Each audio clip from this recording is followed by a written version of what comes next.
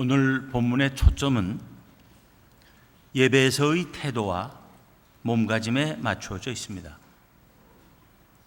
결코 남자와 여자 사이의 관계의 문제나 남녀 사이의 본질적 차이의 문제가 그 초점이 아닙니다.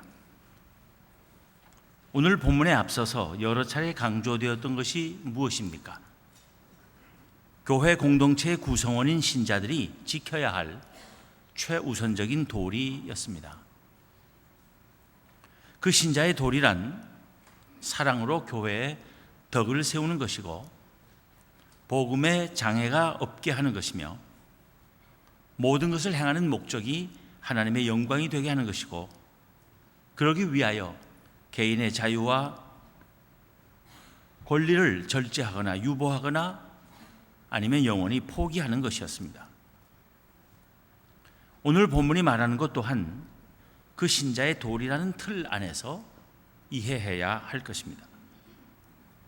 오늘 본문은 교회 안에서의 평안과 교인들 사이의 일치가 무엇보다 중요하며 교인들이 불화하고 시험 들지 않기 위해서뿐 아니라 믿지 않는 사람들로부터 비방을 받지 않기 위해서는 개인의 욕망과 자유를 버릴 줄 아는 것이 귀한 이름을 말하고자 하는 것입니다. 오늘 본문에서는 사도 바울이 고린도 교회 신자들에게 편지를 쓸 당시 고린도의 문화와 관습이 드러나고 있습니다. 사도 바울은 그러한 문화와 관습을 기독교 신앙의 관점에서 정당화하거나 합리화하려고 하지 않습니다. 다만 교회 안에서의 평안을 꾀하고 보다 많은 사람들을 복음 안에 수용하기 위해서 신앙과 구원의 본질을 훼손하지 않는 한 기존 문화와 관습에 충격을 주지 않고자 한 것입니다.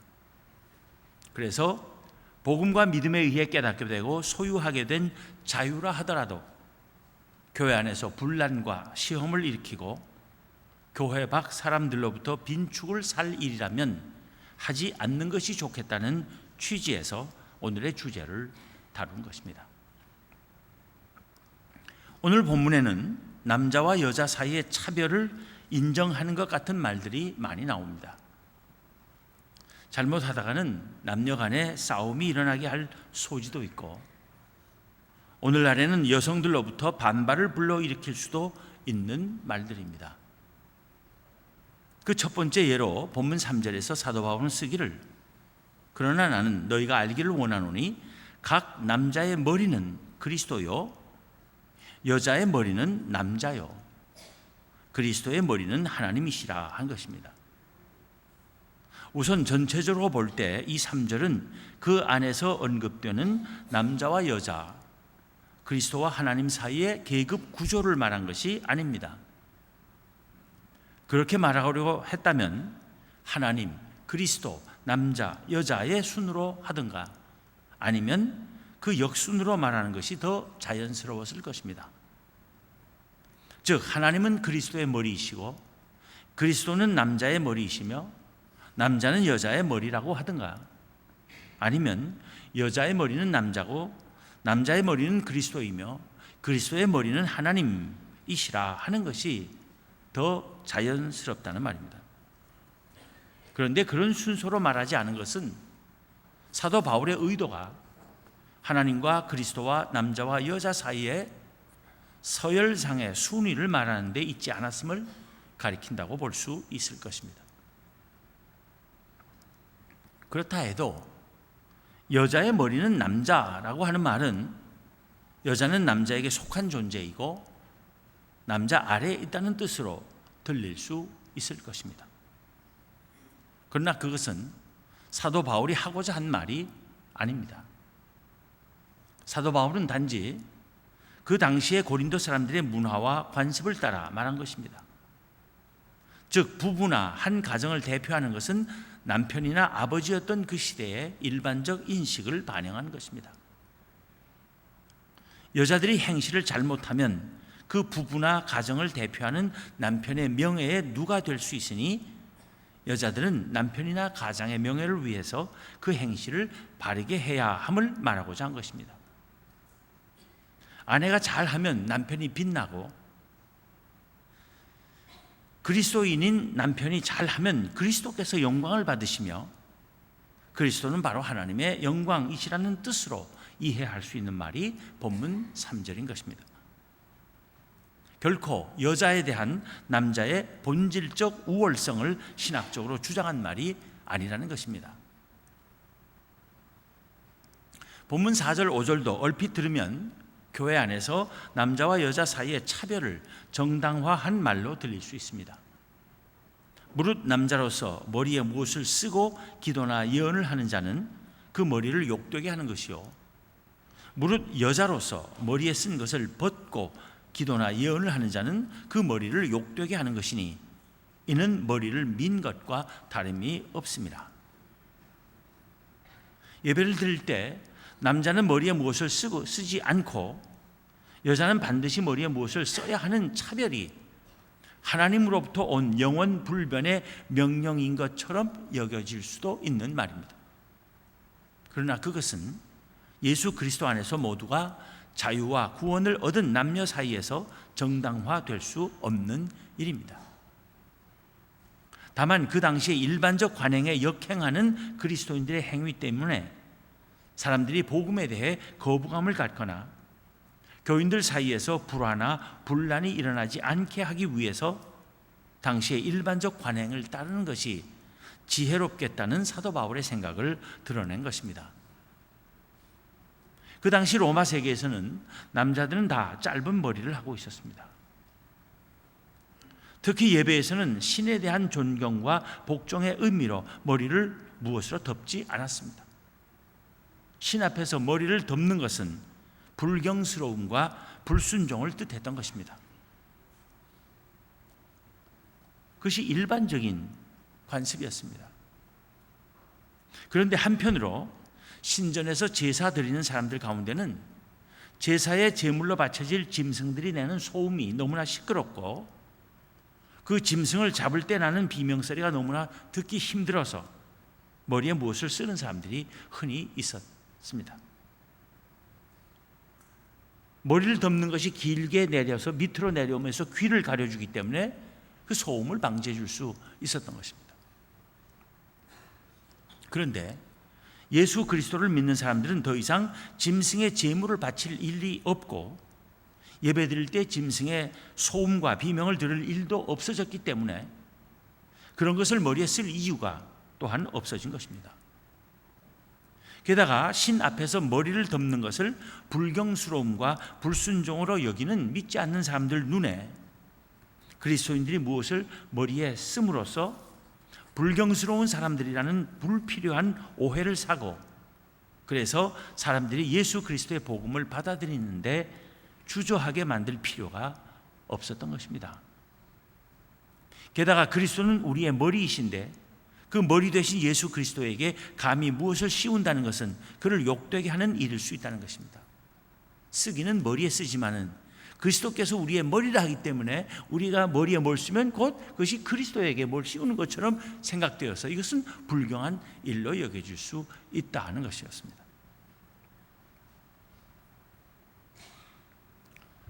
그렇다면 사도 바울이 여자들이 예배 때 머리에 쓴 것을 벗는 것을 왜 남자들의 경우와는 달리 반대로 머리를 욕되게 하는 것이라고 말했는가 하는 의문이 당장 일어날 수 있습니다. 남자들은 머리에 뭘 쓰면 머리를 욕되게 하는 것이고 여자들은 머리에 뭐를 안 쓰면 머리를 욕되게 하는 것이라 왜 반대되는 소리를 그렇게 해야 되는가 하는 것입니다. 왜 그랬겠습니까? 그 당시 여자들은 남자들과는 반대로 예배에서 다 긴 머리를 하거나 너울로 머리를 덮고 있었습니다. 예배 때뿐만이 아니라 일반적으로 밖에 나갈 때 다 머리를 덮는 것이 여자들의 관행이었습니다. 본문 6절에서 말하듯 여자가 머리를 가리지 않는 것은 머리를 깎은 것이나 마찬가지였고 그것은 다 여자에게는 부끄러움이었습니다. 머리를 가리지 않고 집 밖에 나가면 정숙하지 않은 여인으로 간주했습니다. 저 길거리 여인으로 취급받았던 것입니다. 그래서 여자가 머리를 가리지 않아서 사람들로부터 정숙하지 않은 여인으로 보이는 것은 그 남편에게 욕이 돌아가게 하는 일이었습니다. 그래서 남편에게 욕이 돌아가지 않게 하기 위해서 여자들은 머리를 가리고 다녔던 것입니다. 뒤따르는 7절 말씀을 잘 이해해야 합니다. 남자는 하나님의 영광과 형상과 영광이니 그 머리를 마땅히 가리지 않거니와 여자는 남자의 영광이니라.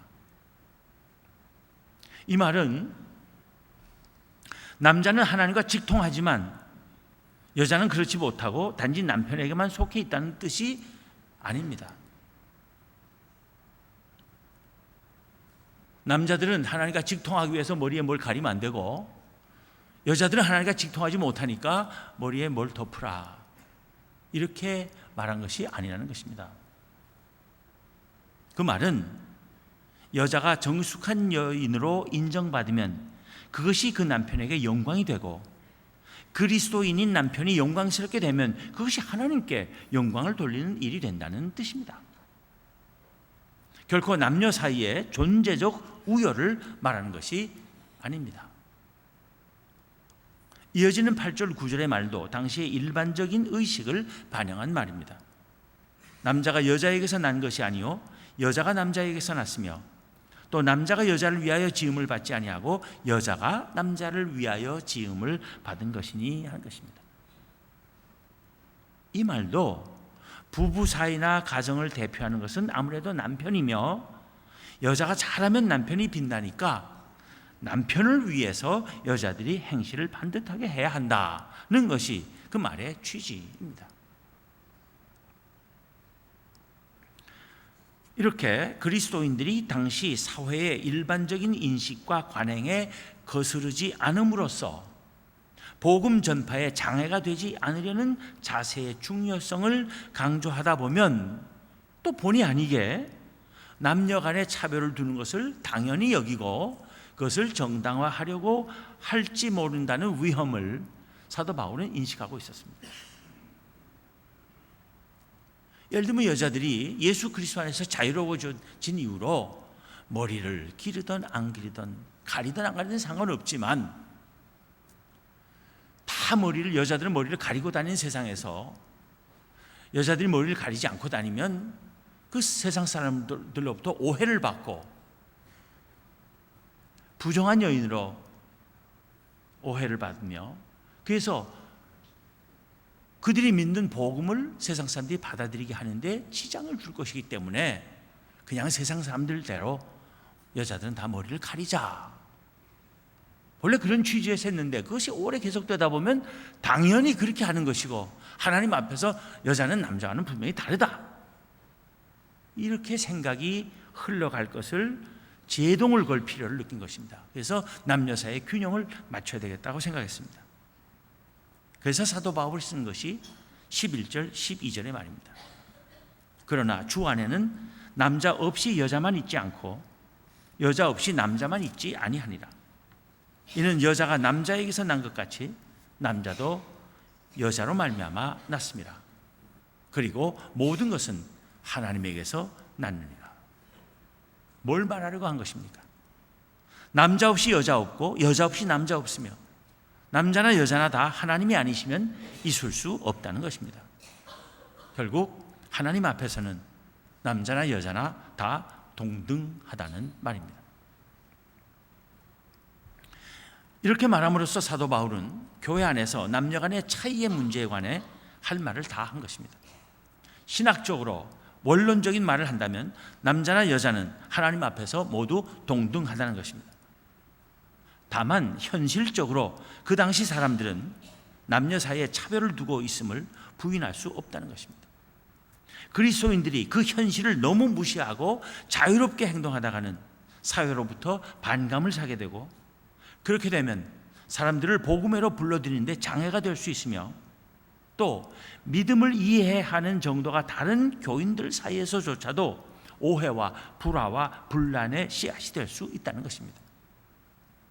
그렇다면 교회의 평안을 위하고 교인들 사이의 하나됨을 위해서 어떻게 처신해야 할지를 잘 판단해야 하지 않겠느냐고 사도 바울은 묻습니다.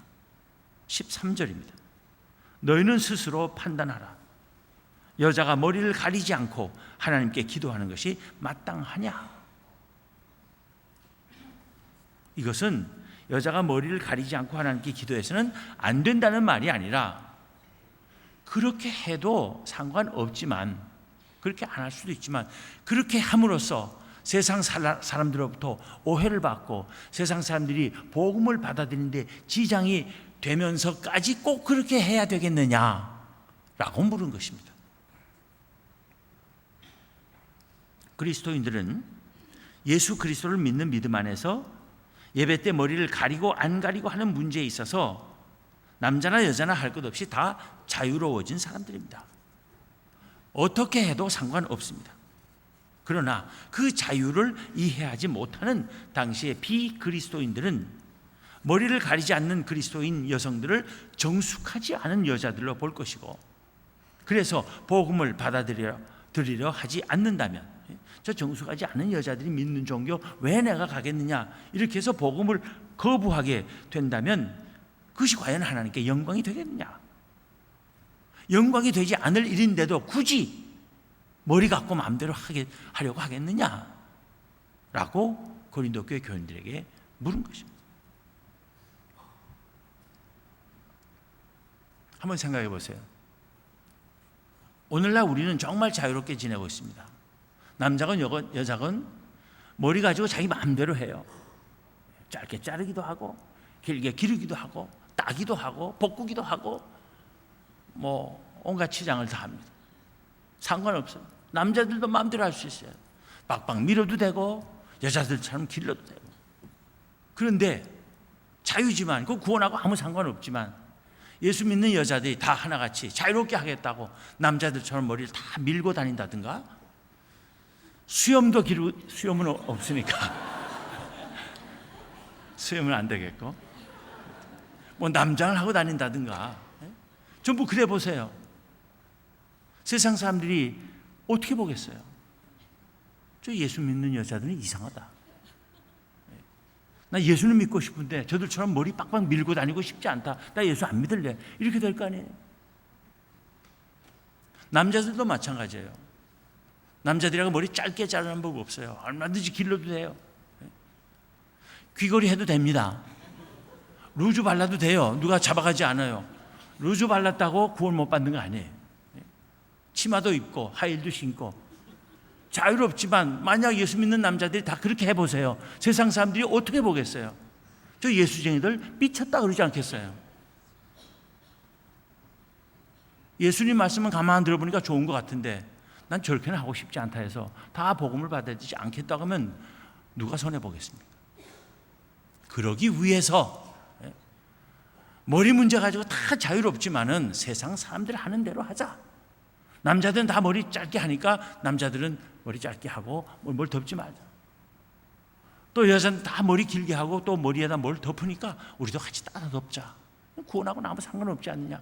그래서 저들로 하여금 거부감을 갖지 않게 하고 복음에 보다 우호적으로 나오게 하는 것이 더 좋은 일 아니냐라고 하는 뜻으로 한 말입니다. 영원히 하나님 앞에서 남자와 여자는 차별을 두고자 하신 하나님의 뜻이 아닌 것입니다.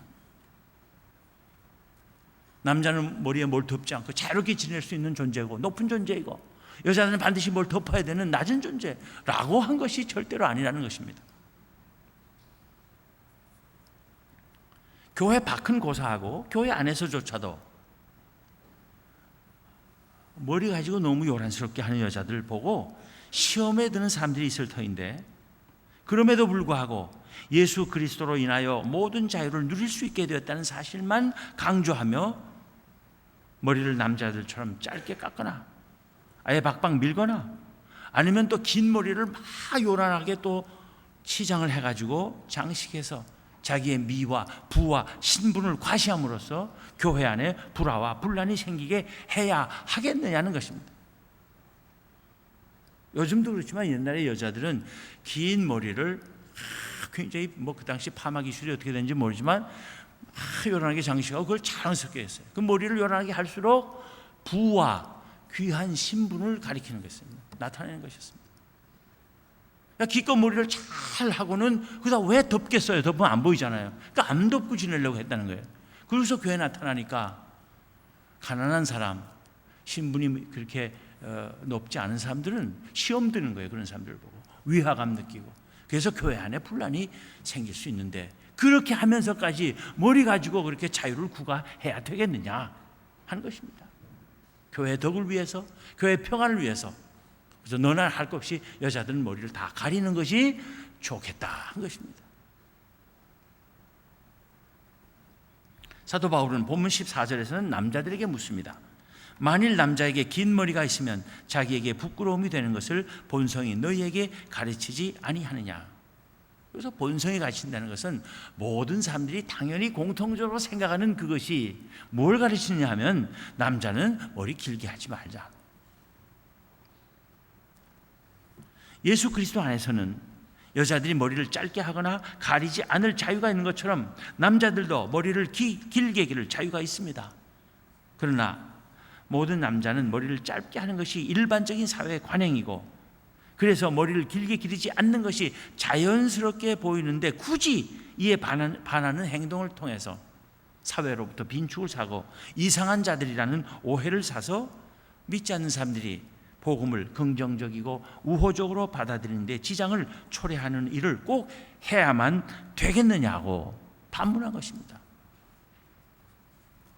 교회 안에서 머리 문제로 불화와 분쟁이 일어나게 하는 것을 꼭 해야 되겠느냐라고 물은 것입니다. 교회 평안을 위해서라면 그까지 머리 문제에 대해서는 그리스도로부터 얻은 자유라 할지라도 양보하거나 포기할 수 있어야 하지 않겠느냐는 것입니다. 사도 바울은 그런 자신의 입장에 대해서 이의를 제기하고 반론을 펴는 사람이 있을 수 있음을 알고 있었습니다. 우린 다 예수 그리스도 안에서 자유로워지지 않냐. 먹는 거, 입는 거 모든 문제에서 더 이상 우리에게 아무런 제약이 없어졌는데 왜 남자들이라고 머리 못 기르게 하느냐? 왜 여자들이라고 머리 짧게 못하게 하느냐라고 한번 따져보자고 나올 사람들이 얼마든지 있다는 걸 알았습니다. 그러나 하나님의 교회에서는 그런 머리 문제로 시끄럽게 논쟁하는 것이 좋지 않다는 말로 결론을 내립니다. 그것이 본문 16절이 하는 말입니다. 논쟁하려는 생각을 가진 자가 있을지라도 우리에게나 하나님의 모든 교회는 이런 관례가 없느니라. 불필요한 논쟁은 교회 평안을 깨뜨립니다.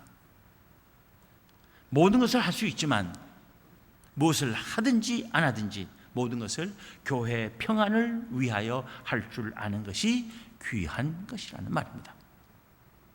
교회 평안을 위해서는 자신의 권리와 자유를 유보하거나 포기하며 논쟁하고 싶은 생각도 물릴 수 있는 자유함과 넉넉한 마음을 갖는 우리 모두가 될 수 있기를 바랍니다. 오늘은 추석입니다. 남자나 여자나 모두 행복하고 즐거운 이번 추석이 되기를 바랍니다. 남자들은 놀고 먹으며 여자들만 상 차리느라고 뼈 빠지게 고생하는 추석이 되지 않기를 바랍니다.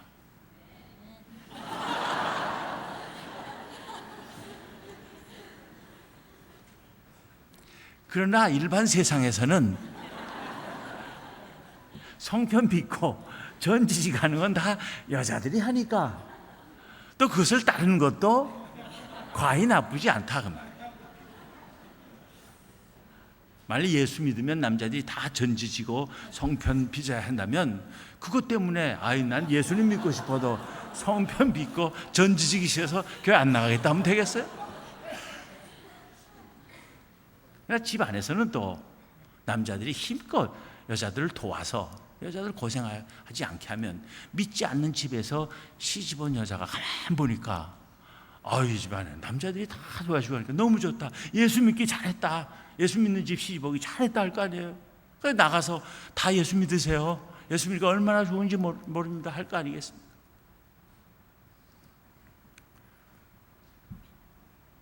어쨌든 중요한 것은 나의 즐거움과 나의 유익보다 전체 유익을, 전체 평안을 위해서 스스로 자신의 권리와 자유를 양보할 줄 아는, 그것이 중요한 거예요.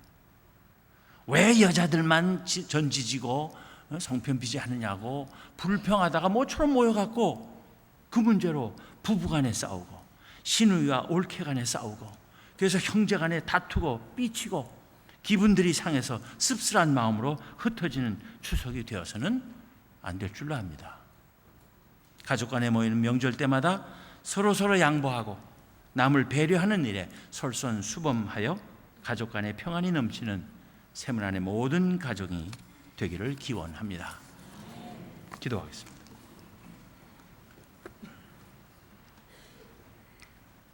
하나님 감사합니다. 죄와 온갖 욕망과 또 부정의 쇠사슬에 갇혀 있던 저희들인데, 그래서 영원한 죽음밖에는 기다릴 것이 없었던 저희들인데, 하나님께서 저희들을 너무나 사랑하셔서 예수 그리스도를 통해서 모든 억압과 부자유로부터 저희를 해방시켜 주시고 자유한 사람들 되게 하여 주신 은혜를 감사합니다. 그러나 저희들 한 사람 한 사람의 자유보다는 전체의 평안과 보다 많은 사람의 유익이 더 중요하며, 교회의 덕을 세우는 일이 더 가치 있는 일이고, 하나님께 영광 돌리며 하나님의 구원의 복음이 널리 퍼지는 것이 가장 중요한 일임을 깨닫게 하시고, 그 일을 위해서는 저희들 자신의 자유와 권리를 유보하거나 절제하거나 포기할 수도 있는 믿음을 배울 수 있게 하여 주심을 감사합니다. 이 믿음대로 살 수 있는 능력도 주시기를 원합니다. 이 교회가 온 교우들이 다 교회의 덕과 평안을 개인의 자유보다 소중히 여기고 모두 마음을 열고 협력하여 복음의 놀라운 진전이 이루어지며 많은 사람들이 교회를 향하여 나오게 하고, 그래서 하나님께 큰 영광을 돌리는 일을 기쁨으로 실천할 수 있게 하여 주시옵소서. 이런 믿음 안에서 가족들과 더불어 좋은 추석을 지내는 이번 명절이 되게 하여 주시옵소서. 우리 주님 예수 그리스도 이름으로 기도하옵나이다. 아멘.